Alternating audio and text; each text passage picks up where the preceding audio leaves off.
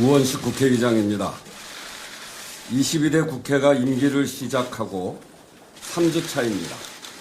조속히 원구성을 마무리하고 22대 국회가 개원했음을 국민 여러분들께 보고드려야 합니다만 국회가 의무를 제대로 이행하지 못하고 있어 국민 여러분께 죄송합니다.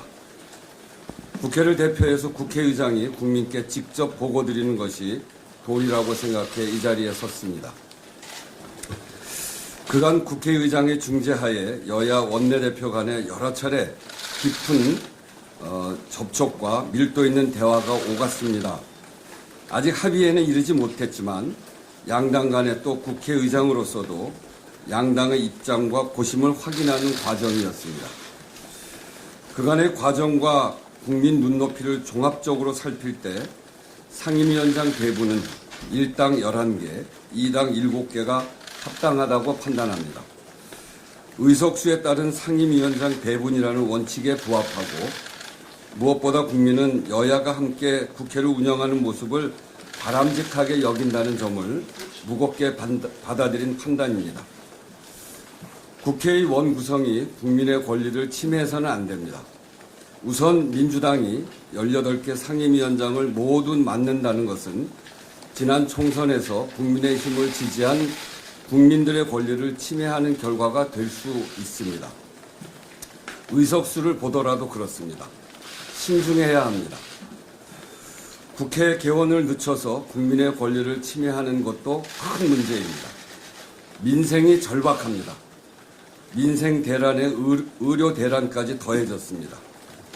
군사적 긴장이 고조되고 있는 남북관계도 한시가 급합니다.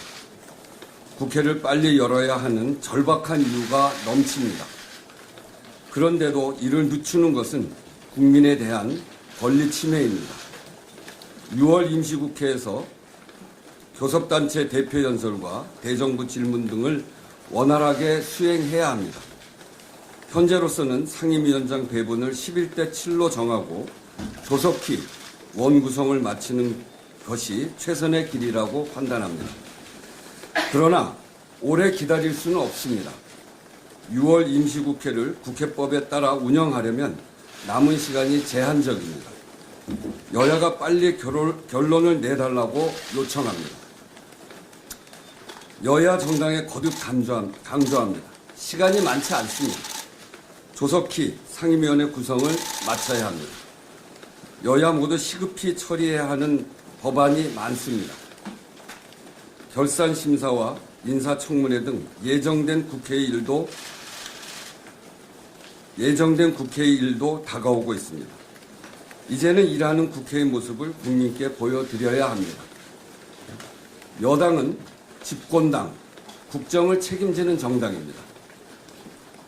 그래서 여당의 책임 있는 자세가 필요합니다. 국회와 정부가 협력해야 하지만 대통령제에서는 그 권한은 정부가 훨씬 큽니다. 여당이 소수당이라는 사실이 책임을 더는 이유가 되기 어렵습니다. 아울러 정부에도 분명히 밝혀둡니다. 국회법에 따라 소집된 상임위원회에 국무위원이 불출석하는 것은 국회를 무시하는 행동입니다. 직무유기입니다. 원구성은 국회의 일입니다. 정부는 정부의 일을 해야 합니다. 정부가 책임 있게 나서도 산적한 현안의 무게가 태산 같은데 국회를 경시하고 배척하는 태도로는 한 발자국도 앞으로 나아가기 어렵다는 사실을 명심해야 할 것입니다. 국민 여러분께는 거듭 송구합니다. 여야가 협상을 종료한 상황이 아닌 만큼 조금만 더 지켜봐 주시기를 부탁드립니다. 국회의장으로서는 최대한 빠르게 국회가 개원할 수 있도록 최선을 다하겠습니다. 마지막으로 여야 모두 국민 보시기에 합당한 결론을 내기 위해 노력해 달라는 말씀을 거듭 드립니다. 감사합니다. 네, 우원식 국회의장님의 오늘 회견문 들으셨고요. 관련한 기자 여러분들의 질의응답 시간을 갖도록 하겠습니다. 질문이 있으신 분은 손을 들어주시면 저희가 발언권을 드리겠고요. 먼저 발언 질문하시기에 앞서서 소속하고 성함을 말씀해 주시면 대단히 감사하겠습니다. 네, 의장님 JTBC의 이승환 기자라고 합니다. 그러면 정확히 여당이나 야당에 언제까지 결론을 내달라고 시한을 이렇게 못 박으신 게 있습니까? 멀지 않은 시간 안에 제가 결론을 내려고 합니다. 머지않은 시간이라고 하면 이번 주 중이라든지 어느 정도. 조만간. 네, 다음 분. TBS 허지원입니다. 11개 이미 예정된 상임위에 대해서 국민의힘은 원점 재검토하자 이런 주장을 하고 있는데 이 부분에 대해서는 중재를 어떻게 하실 건지. 그거는 여야 간에 협상해야 되는 문제입니다. 그래서 협상을 지켜보겠습니다. 네. 네, 안녕하십니까. 일리안 김찬주 기자라고 합니다.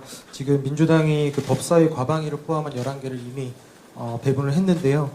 민생보다는 좀 정쟁용 법안만 내고 있다라는 이런 지적들도 나오고 있습니다. 이에 대한 의장님 견해가 궁금합니다. 국회의장은 민생을 굉장히 중요하게 생각합니다. 그래서 국회 운영을 민생 중심으로 끌어갈 생각입니다.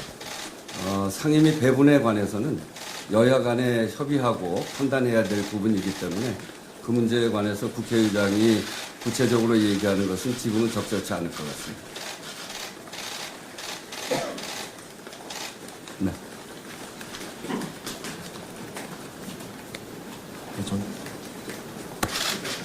네, 전자신문 최희창 기자입니다.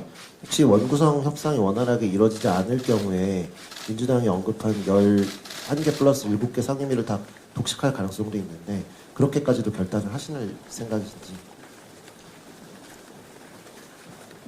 그렇게 결단한다고 여기 써 있지 않은데.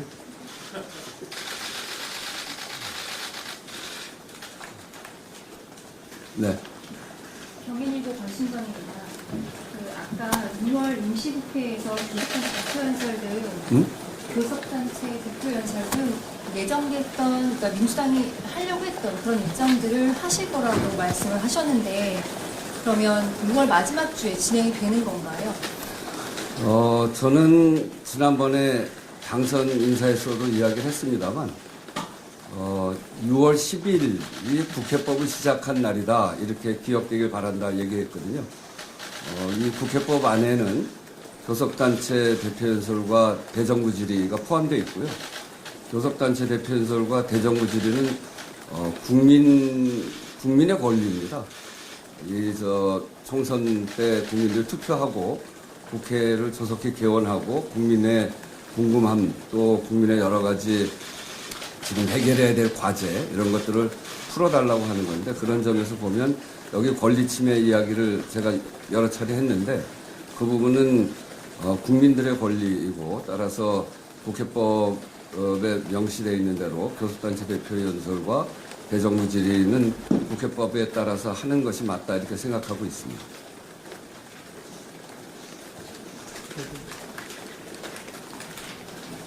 네, 안녕하세요. TV조선 정세희 기자입니다. 지금 민주당이 상임위원장을 가져간 경우에 입법청문회나 소위가 이제 야당 단독으로 진행되는 경우가 좀 있는데요.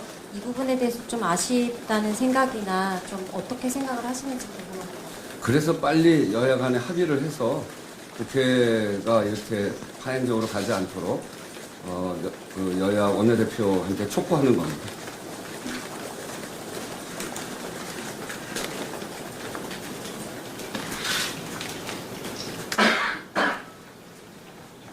예, 채널A 구자준입니다. 언제까지 기다릴 수 없다라고 말씀을 하셨는데 조속히라고 말씀을 주셨지만 그래도 뭔가 기준이 있으실 것 같아서요. 생각하시는 기준이 어떤 건지.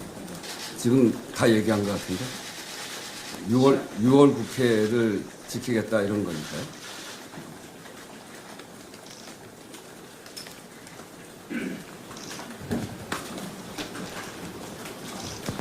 네, 일요시사 박희영입니다.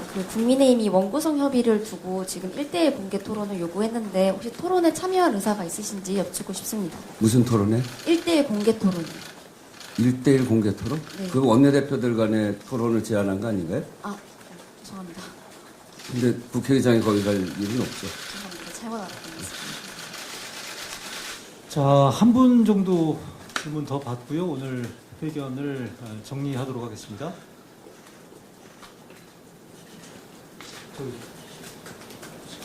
뒤에. 안녕하세요. 저 프레시안의 박정현 기자입니다.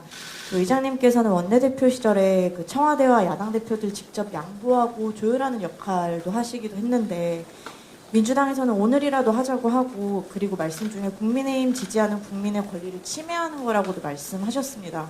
그럼 서로가 양보하기 위해서 이제 국민의힘 측에서는 뭐 11개 상임위 뭐 재조정도 이야기하고 있는데 한 발짝씩 양보하기 위해서 의장님께서는 좀 어떻게 해야 된다고 보시는지.